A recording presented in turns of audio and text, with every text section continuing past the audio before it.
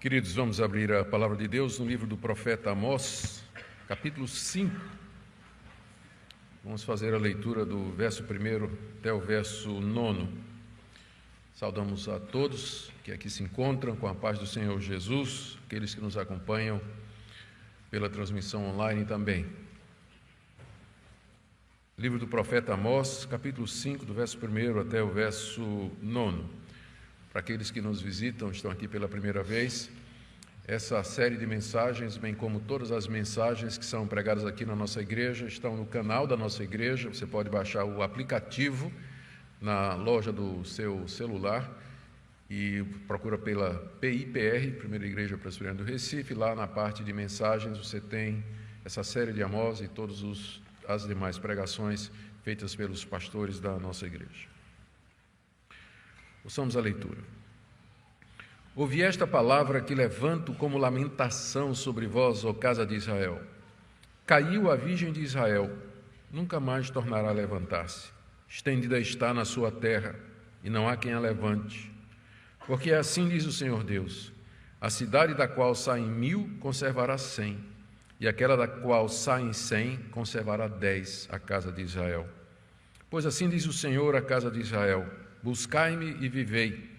Porém não busqueis a Betel, nem venhais a Gilgal, nem passeis a Berseba, porque Gilgal certamente será levada cativa, e Betel será desfeita em nada.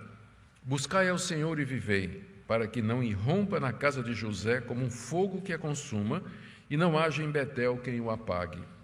Vós que converteis o juízo em alosna e deitais por terra a justiça, procurai o que faz o sete estrelo e o Órion, e torna a densa treva em manhã, e muda o dia em noite, o que chama as águas do mar e as derrama sobre a terra. Senhor é o seu nome. É ele que faz vir súbita destruição sobre o forte e ruína contra a fortaleza. Senhor, estamos diante da tua palavra, profecia do teu servo Amós, contra a nação de Israel, onde ele lamenta, chora pela queda de Israel e ainda procura persuadir o povo a te buscar. Nós pedimos que estas palavras proferidas há tanto tempo atrás encontrem abrigo, eco em nosso coração, e que o significado delas para nós seja tornado claro pela iluminação do teu Espírito Santo nessa noite. Tu conheces o coração de cada pessoa que está aqui. Fala, portanto, a cada um de acordo com a necessidade. Em nome do Senhor Jesus. Amém.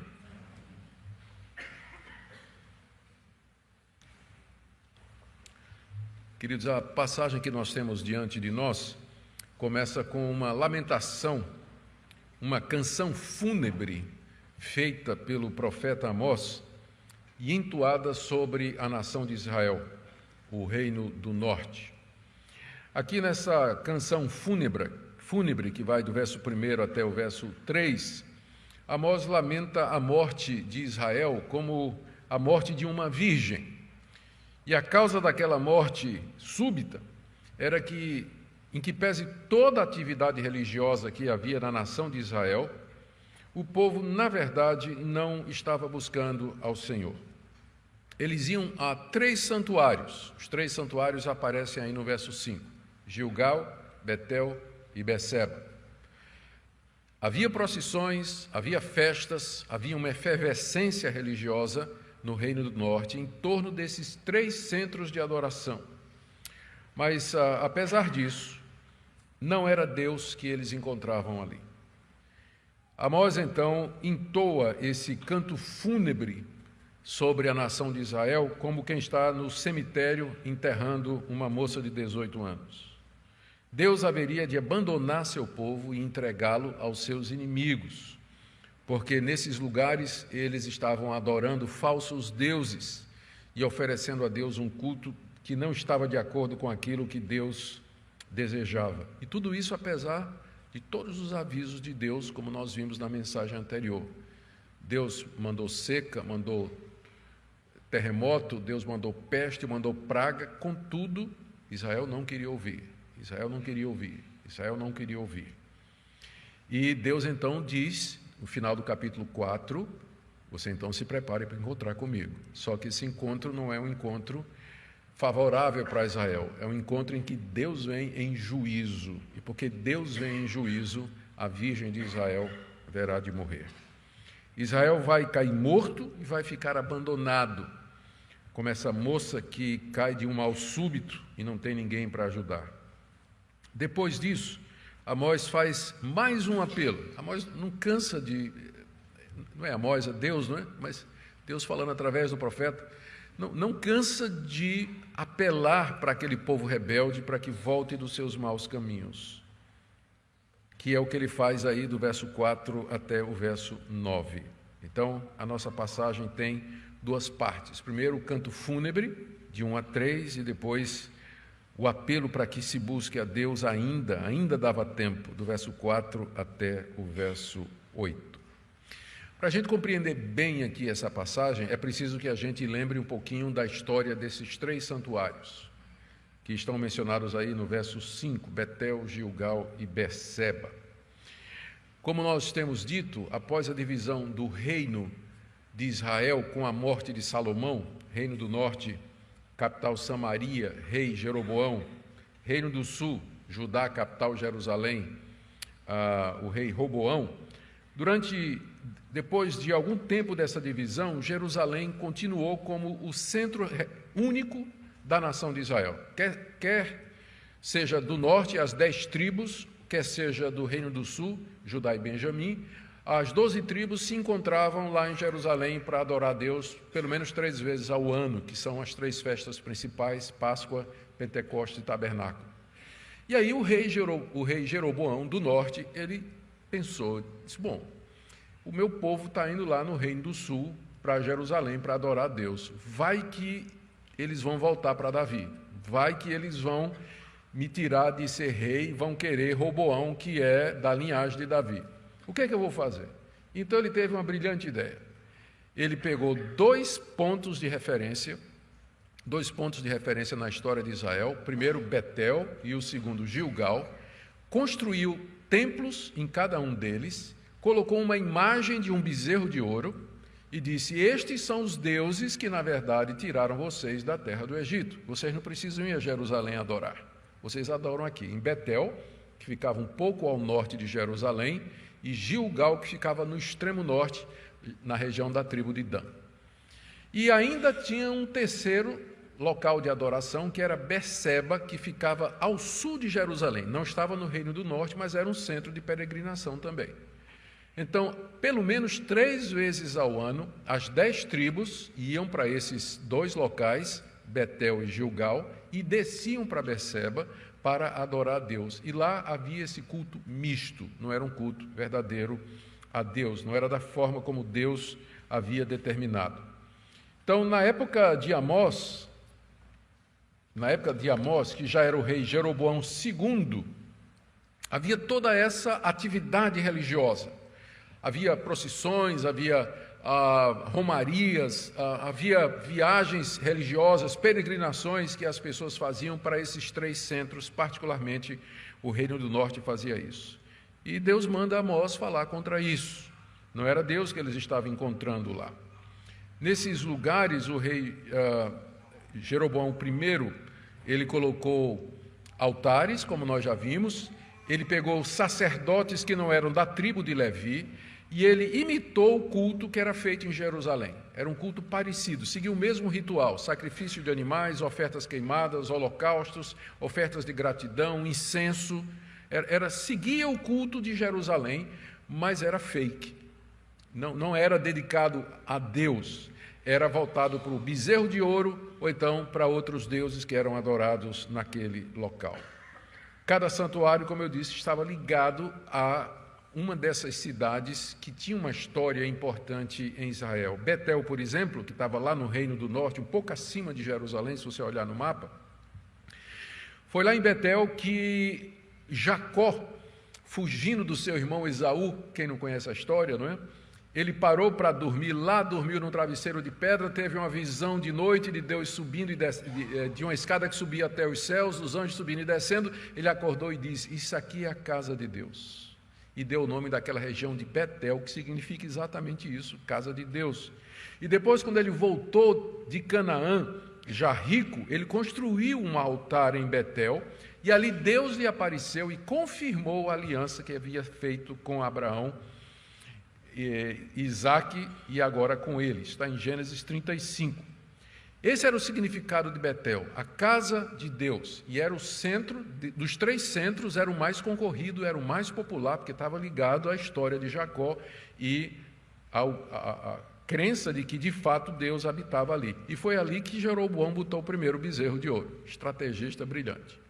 O povo ia para Betel, ele fez o templo, colocou o bezerro de ouro e diz: ninguém precisa ir para Jerusalém, para quê?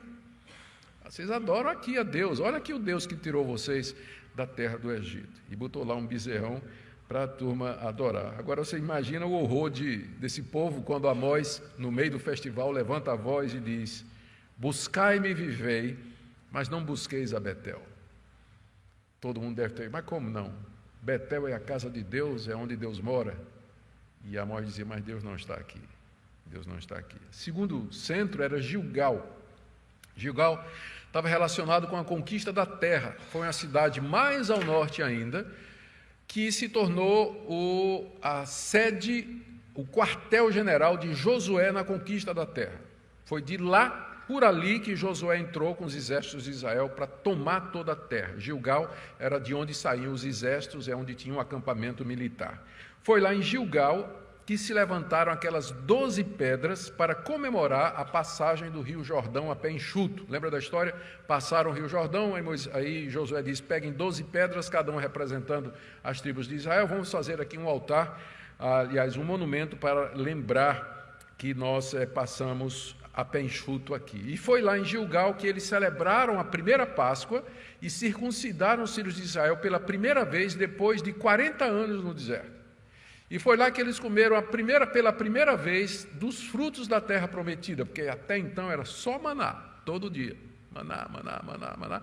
Ali, que alívio, né? Finalmente, depois de 40 anos comendo maná, vamos comer uma maçãzinha, uva, vamos comer cereal, vamos ter tanta coisa gostosa, né? Então, Gilgal, na mente do israelita, era o símbolo da promessa de Deus que ele cumpriu entregando a terra prometida.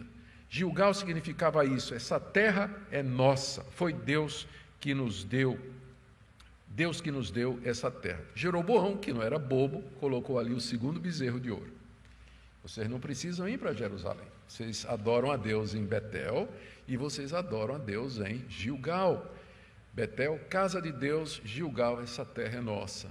E tinha um terceiro santuário que estava mais ao sul, dentro da terra de Judá, que era Berseba, que estava ligado ao grande trio histórico, Abraão, Isaque e Jacó. Foi lá que Abraão, a história está em Gênesis 21, ouviu quando um rei pagão lhe disse: Deus está contigo. E foi lá nesse mesmo lugar, em Berseba, que Isaque teve uma visão, onde Deus lhe disse: não temas, porque eu sou contigo. Da mesma forma, Jacó, quando estava para visitar o seu filho José, lá no Egito, e com medo, Deus lhe apareceu e disse: pode ir sem medo, porque eu estou contigo. Então, era isso que Berseba significava para o israelita: Deus está conosco, como esteve com Abraão, como esteve com Isaque e como esteve com Jacó. Foi aqui que ele fez todas essas promessas. No capítulo 5, verso 14, você vê Amós dizendo: buscai o bem e não o mal, para que vivais, e assim o Senhor, o Deus de Israel, estará convosco, como dizeis. Porque era isso que eles diziam: Deus está conosco, nós somos o povo de Deus, Deus está conosco. Então, nessas festas, esses 3 centros ficavam extremamente concorridos de povo. Eles iam para lá porque era a casa de Deus, eles iam para lá porque Deus estava ali, eles iam para lá porque era ali que se celebrava a posse da terra, eles iam para lá porque Deus tinha prometido que estaria com eles. Vocês podem então imaginar o horror daquele povo quando Amós se levanta para dizer: Deus não significa nada disso para vocês, Ele não está com vocês, Ele não está aqui e Ele vai tirar a terra que Ele deu para vocês. E é no meio então dessa euforia das peregrinações que Amós entoa um canto fúnebre. Vocês podem imaginar isso, um velório, aliás, uma festa, e de repente chega alguém e começa a cantar marcha fúnebre.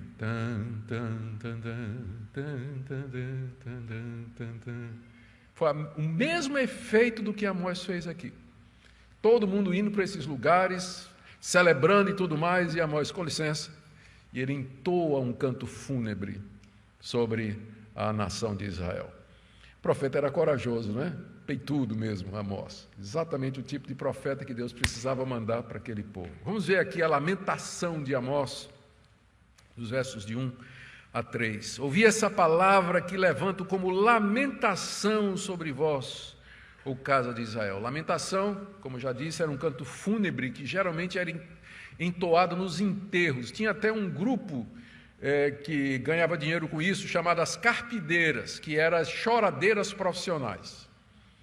Então o cara era tão ruim que quando ele morria, ninguém ia chorar. Então a família contratava as carpideiras, e as carpideiras iam para lá, chorando, chorava, não é? Então elas choradeiras profissionais, elas cantavam, entoavam esses hinos fúnebres, essas lamentações. Ele era tão bonzinho, foi embora e tudo mais. Amós está fazendo o papel de carpideira aqui, não é? Está todo mundo lá celebrando e ele vem com essa lamentação. Se posiciona no local, talvez em Betel, onde ele podia ser ouvido por todos, e começa esse canto fúnebre que ele diz aqui no verso 1, que vem da parte de Deus esta palavra que levanto como lamentação, e era uma palavra que era contra a casa de Israel. E a letra da lamentação está aí no verso 2. Caiu a virgem de Israel, nunca mais tornará a levantar-se. Estendida está na sua terra, não há quem a levante. Imagine ele repetindo esse cântico fúnebre, não é? Caiu, morreu, está no chão, não tem ninguém que a levante. Aqui ele chama Israel de a virgem de Israel, está se referindo à nação. E pode estar chamando de virgem, primeiro por conta da beleza e dos deleites naturais da terra de Israel, que era uma terra que manava leite e mel, uma terra de montes, de vales, de rios, era uma terra de fato muito bonita. Talvez porque também Israel era a esposa de Yahweh, a esposa de Deus, assim como no Novo Testamento a igreja é a esposa de Jesus Cristo. E talvez chama de virgem porque até aquele momento a nação tinha ficado na terra e nunca tinha sido conquistada por outro povo. Então, talvez por todos esses motivos, Amós se dirige a Israel como se fosse uma moça e diz que ela agora caiu. Ela caiu ferida de morte. Verso 2, caiu a virgem de Israel, nunca mais tornará a levantar-se. Cair na Bíblia, nesse sentido, significa ser ferido de morte e ir para o chão. E note que Amós fala no passado, não tinha acontecido ainda. É o que a gente chama de passado profético. O profeta olha para o futuro, ele vê o fato acontecendo em visões de Deus, e para ele o fato é tão certo que ele fala e se refere como já tendo acontecido. Caiu a virgem de Israel, ele está vendo o futuro, e fala no futuro já no passado, porque para ele é certo. Caiu a virgem de Israel, está deitada na terra. É interessante que, não é como eu disse, todo mundo dizia que Betel era a casa de Deus, mas aqui a casa de Deus foi desamparada. Não tinha ninguém para levantá-la, apesar de Beceba significar Deus está contigo. Qual foi a causa mortis? De que é que morreu a jovem de 18 anos subitamente? Está aí no verso 3. Assim diz o Senhor Deus: a cidade da qual saem 1000 conservará 100, e aquela da qual saem 100 conservará 10 a casa de Israel. Israel haveria de perder a guerra contra a Síria e seria invadida e destruída. Se uma cidade de Israel mandasse 1000 homens para a guerra, somente 100 voltariam vivos. Se mandasse 100 homens para a guerra, somente 10 voltariam vivos. É a maneira de Deus dizer: vocês vão ser invadidos por uma nação mais poderosa, que tomará e conquistará a terra de vocês e dizimará vocês. Se vocês tinham 1000 homens numa cidade, vai ficar 100. Se tinha 100 numa cidade, vai ficar 10. Vocês serão sumariamente derrotados. Caiu a virgem de Israel, caiu morta e não há quem a levante. Não haveria Mas Gilgal, a mesma mão que deu a terra a Israel, é a mesma mão que agora vai tirá-los da terra prometida. Apesar de já falar da desgraça de Israel como sendo certa, tanto é que ele usa o passado, Amós continua apelando ao povo. 3 vezes ele apela aos israelitas para que busquem a Deus. São 3 apelos, todos dizendo a mesma coisa. Está aí do verso 4 até o verso 9. E eu queria ver cada um dos 3 com vocês. O primeiro está aí no verso 4 e 5. Pois assim diz o Senhor à casa de Israel: buscai-me e vivei, porém não busqueis a Betel, nem venhais a Gilgal, nem passeis a Beceba, porque Gilgal certamente será levada cativa e Betel será desfeita em nada. O pois aí da razão pela qual a virgem vai cair morta. A virgem de Israel cai morta, verso 2, porque Deus diz: vocês não me buscaram, vocês buscaram Betel, Gilgal e Beceba, mas não é a mim que vocês encontraram. Para que vocês vivam, vocês têm que buscar a mim. Buscar a Deus aqui significaria voltar para Ele de todo o coração. Significaria parar de ir para aqueles santuários onde se adoravam deuses falsos, se adoravam ídolos, oferecendo a Deus um culto que Ele nunca havia determinado. Significaria oferecer a Deus o culto verdadeiro no local que Deus tinha estabelecido, que era Jerusalém. É isso que significa: buscai-me e vivei, mas não busquem Betel, nem venham a Gilgal e não passem a Beceba. Por quê? Porque eu vou destruir esses lugares. O que eles significam não vai valer nada naquela época. Deus está comigo, essa é a casa de Deus, tudo vai ser destruído. Final do verso 5. Gilgal será levada cativa. Lembra que Gilgal era o símbolo da posse da terra. Gilgal vai ser levada cativa para fora da terra e Betel será desfeita em nada. Aqui há um jogo de palavras no hebraico. Betel, em hebraico, significa casa de Deus. Será feita em nada, literalmente, será feita em vaidade, casa da vaidade. A casa de Deus vai virar casa da vaidade, a casa de nada, casa que não serve para coisa nenhuma. Amós está se referindo à destruição que viria através do exército assírio. Então, ele diz: ainda tem tempo, eu estou vendo a virgem caída, morta, mas Deus é misericordioso, ainda tem tempo. Busquem a Deus para que vocês vivam. Viver aqui significa escapar da destruição. Escapar da destruição, continuar vivos durante o ataque dos assírios. Se vocês se arrependerem, pararem de ir a Betel, Gilgal e Beceba e buscarem a Deus como Deus deseja ser adorado, renunciarem a esses falsos deuses, Deus terá misericórdia de vocês. Busquem a Deus para que vocês escapem, para que vocês vivam, sobrevivam esse ataque terrível que haverá de vir sobre vocês. O segundo apelo está no verso 6. Buscai ao Senhor e vivei, para que não irrompa na casa de José como um fogo que a consuma, e não haja em Betel quem o apague.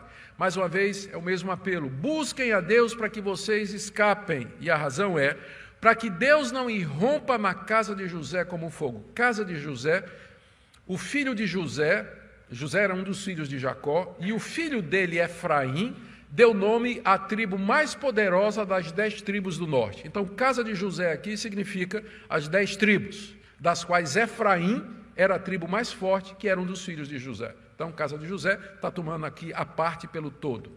Então, é essa a referência. Deus está dizendo: voltem para mim, se convertam a mim para que vocês vivam, senão eu vou mandar um incêndio, um fogo contra as 10 tribos que estão no norte. E não vai ter quem apague. E ele diz aqui, no verso 6, e não haverá em Betel quem apague. Quem é que estava em Betel? O bezerro de ouro. É como se Deus dissesse: eu quero ver se esse bezerro é Deus mesmo. Eu vou mandar um incêndio, vou mandar uma invasão contra vocês, vê se esse bezerro salva vocês. Não haverá em Betel quem apague o fogo que eu vou mandar contra vocês. Porque se Deus é falso, Ele não é Deus. Se vocês querem vida, venham a mim, buscai-me e vivei, diz o Senhor. O terceiro apelo começa aí no verso 7. Vós que converteis o juízo em alosna e deitais por terra a justiça, procurai, mesma coisa de buscai, Procurai o que faz o sete estrelo e o Órion, e torna a densa treva em manhã, muda dia em noite, o que chama as águas do mar, derrama sobre a terra. O Senhor é o seu nome, é Ele que faz vir súbita destruição sobre o forte e ruína contra a fortaleza. Esse apelo aqui, ele é dirigido em particular aos juízes e poderosos, verso 7. Vós que converteis o juízo em alosna. Alosna é uma flor, é uma planta amarga, que seria equivalente em português ao absinto. Os juízes estavam torcendo a justiça para oprimir os pobres, e as sentenças que eles passavam eram amargas como a planta do absinto ou alosna. Vocês que convertem o juízo em alosna, o juiz deveria ser doce, ele deveria ser algo agradável, porque quem não gosta da justiça? Que coração não se satisfaz com a justiça? Mas quando os juízes passam sentenças injustas, quando eles oprimem os pobres, então a justiça vira uma coisa amarga, como o absinto. Os juízes estavam fazendo isso, atirando a justiça no chão, veja aí final do verso 7, deitais por terra a justiça, provavelmente por suborno. Parece familiar? Provavelmente por conta de suborno, torcendo o juízo, dando direito a quem não tinha, mas que tinha dinheiro para comprar uma sentença. E nós já vimos que Deus aborrece isso, e Amós está indignado. A indignação do profeta não é somente contra o culto falso que a nação de Israel estava tendo naqueles 3 centros de adoração, mas a indignação dele é contra a injustiça social, é contra um judiciário corrompido, passando leis injustas, compradas, sentenças subornadas. E Deus vê essas coisas e Deus se importa com esse tipo de coisas, embora para algumas pessoas isso não tenha relevância. Eles deveriam se lembrar de quem era Deus. No verso 8, nós temos aqui uma descrição que Amós faz, bastante apropriada para aquela situação. Ele diz: procurai o que faz o sete estrelo e o Órion. Ou seja, vocês devem buscar o Deus Criador que fez as estrelas e as constelações. Ele não é uma divindade local feito Baal. Baal era Deus dos montes. Mas o Deus de Israel, ele é o Criador das constelações. Sete estrelo é a mesma coisa de 7 cabrinhas, que formam as Pleiades, que é um grupo de estrelas na constelação de Touro. E o Órion é uma das 88 constelações conhecidas ao homem. Ela fica bem no Equador e é vista em qualquer parte da Terra. E tem 3 estrelas brilhantes bem no meio, chamado Cinturão de Órion, ou então as 3 Marias. Como é que Amós sabia de tudo isso? Ele era pastor. De noite ele estava no campo, olhando as estrelas. Era pelas estrelas que ele se guiava, ele sabia o nome de todas elas. Por isso ele diz aos juízes lá de Betel: procurem, se vocês querem viver, vocês têm que procurar aquele que fez as constelações, aquele que é o Criador, aquele que é Senhor, de cuja mão saíram as estrelas, os poderes celestiais. É Ele que vocês deveriam buscar. E não somente isso, vocês têm que lembrar quem é Deus. Ele controla a história e as circunstâncias. Ainda no verso 8, ele diz aqui: ele torna a densa treva em manhã e muda o dia em noite. Ele faz com que o dia seja seguido da noite e vice-versa. Ou seja, ele tem no controle tudo o que acontece. Mesma coisa no verso 8, quando ele diz ainda: ele é o Deus que chama as águas do mar e as derrama sobre a terra. Já tinha uma consciência de que a chuva era formada pela evaporação, não é? Você percebe, embora a Bíblia não seja uma de linguagem científica, mas ele já tinha uma ideia de onde vem a água da chuva, não é? Então, Deus chama a água do mar e derrama sobre a terra. Ele é o Deus que controla a natureza.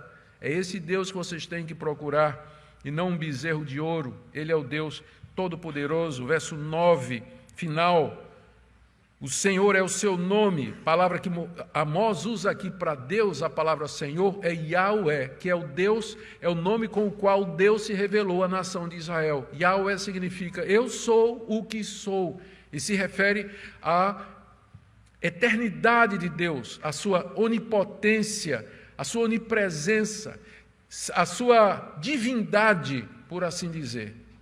É o nome que melhor define quem Deus é, e é o nome que Amós está usando aqui.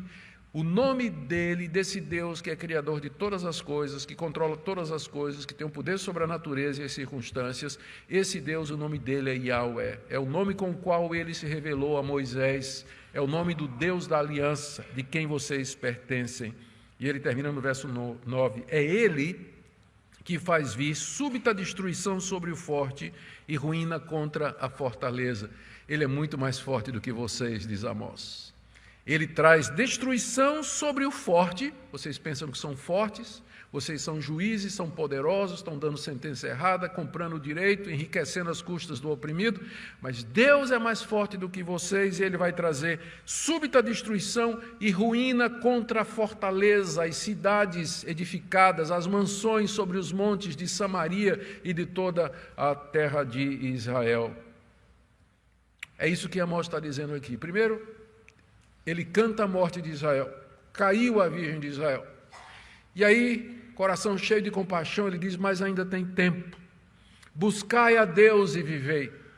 Não vão a Betel, não vão a Gilgal, não vão a Berseba, porque esses lugares serão todos destruídos. E lá você tem um culto falso. Vocês não vão encontrar Deus lá. Busquem a Deus para que ele não venha como um incêndio sobre a casa de José, e bezerro nenhum vai salvar vocês da ira de Deus, nenhum Deus desses que vocês adoram pode suster ou apagar a ira de Deus. Procurem aquele que faz as estrelas, que muda o dia em noite, que traz a chuva sobre a terra, que destrói o forte. É ele que vocês devem buscar para que vocês possam viver. Essa passagem nos ensina tantas coisas. Eu selecionei 3 ou 4 aqui para trazer como aplicação para nós. Primeiro, a veracidade da profecia bíblica. Não cansamos de nos admirar com a precisão das palavras de Amós. Tudo que Amós disse aconteceu. Os últimos 20 anos do Reino do Norte foram marcados por muitas tensões internas, com golpes de Estado, golpes políticos internos.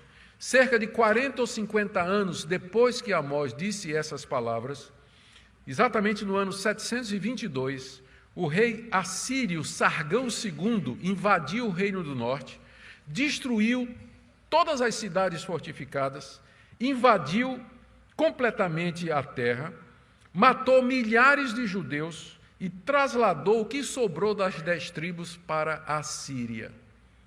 Cerca de 50 anos depois que Amós disse essa palavra, no ano 722 a.C., Sargão II entrou no Reino do Norte e fez exatamente e cumpriu a visão que Amós viu.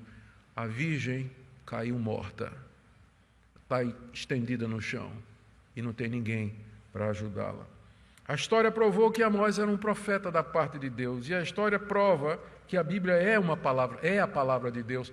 A história nos dá evidências e confirmações daquilo que nós já sabemos, a inerrância da Escritura. Segundo ponto que eu queria trazer aqui, que o texto nos ensina. Deus quer que nós o adoremos da maneira correta.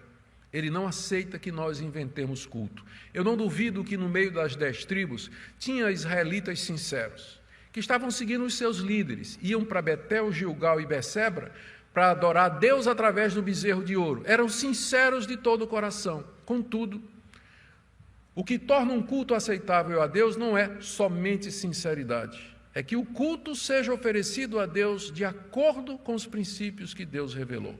Você não pode adorar a Deus do jeito que você quiser.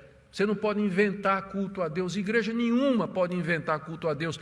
Cabe-nos estudar a Bíblia e perguntar qual é o culto que Deus nos revelou. De que maneira Deus deseja ser adorado. Porque por mais bem intencionados que os israelitas do Reino do Norte, das 10 tribos fossem, Deus não aceitava o que estava sendo feito em Gilgal, em Berseba e em Betel, porque era contra a sua palavra, era contra a maneira que ele revelou como ele deseja ser adorado.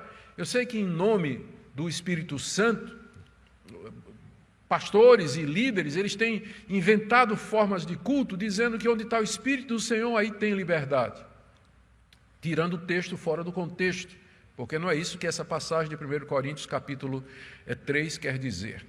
Está se referindo à liberdade para a gente ler o Antigo Testamento sem o véu e entender Jesus Cristo. Não tem nada a ver com culto essa passagem, onde está o Espírito do Senhor, aí há liberdade. Então, em nome dessa suposta liberdade no espírito, você vê aí pastores estimulando o culto, onde tem todo tipo de macaquice. Eu já mencionei para vocês até um vídeo que tem na internet de um pastor subindo num pau de sebo durante o culto na igreja, sob pretensão de que o Espírito Santo tinha vindo sobre ele. Aí, doido, tem gente que cai no chão, gente fica andando feito animal, imitando bicho, caindo no espírito, plantando bananeira, trenzinho de Jesus e por aí vai. Nós não podemos inventar maneira de adorar a Deus, gente. Deus é que diz de que forma Ele quer ser adorado. É isso que essa passagem ensina. Deus zela pelo seu culto. Deus zela pelo seu culto. E nós queremos oferecer a Deus um culto que seja de acordo com isso. Isso não quer dizer que coisas como sinceridade, devoção, fervor não sejam importantes.